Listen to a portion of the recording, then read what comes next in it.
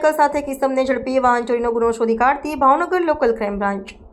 તારીખ 2/11/2025ના રોજ Bhavnagar local crime બ્રાન્ચના માણસો ભાવનગર શહેર વિસ્તારમાં વણશોધાયેલ મિલકત સંબંધી ગુનાઓના શકદારોની તપાસમાં હતા। તે દરમિયાન મળેલ બાતમીના આધારે અગાઉ મોટરસાઇકલ ચોરીમાં પકડાયેલા ગોપાલ કિશોરભાઈ રાઠોડ ઘોઘા સર્કલ ભાવનગરવાળા ભાવનગર રસાલા કેમ્પ ગુરુદ્વારાની સામે આવેલ ગ્રાઉન્ડમાં હોન્ડા કંપનીનું CD110 register number ZZ04EK2269 motorcycle લઈને ઊભો છે। જે બાતમીના આધારે તપાસ કરતા મોટરસાઇકલ સાથે હાજર મળી આવેલ જે મોટરસાઇકલ અંગે તેની પાસે રજિસ્ટ્રેશન બુક કે કોઈ આધાર નહીં હોવાથી આ મોટરસાઇકલ તેને ચોરી અગરતો છળકપટથી મેળવેલ હોવાનું જણાઈ આવતા શક પડતી મિલકત તરીકે તપાસ અર્થે કબજે કરેલા મોટરસાઇકલ વિશે પૂછપરછ કરતા આજથી 7 દિવસ પહેલા જશોનાથ મંદિરની બાજુમાંથી સવારના 10 વાગ્યાની આસપાસ ચોરી કરેલ હોવાનું જણાવેલ, જે અંગે કાયદેસર કાર્યવાહી કરી આગળની વધુ કાર્યવાહી થવા માટે તેને નીલમબાગ પોલીસ સ્ટેશનમાં સોંપી આપવામાં આવેલ।